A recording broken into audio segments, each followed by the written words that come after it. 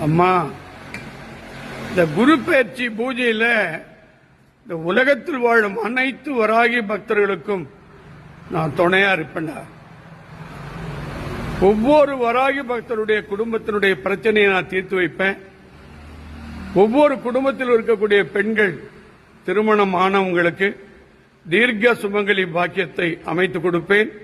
வேலை இல்லாதவர்களுக்கு வேலை அமைத்து தருவேன். கணவன் மனைவி பிரிந்து வரவர்களை சேர்ந்து வாழ வைப்பேன்.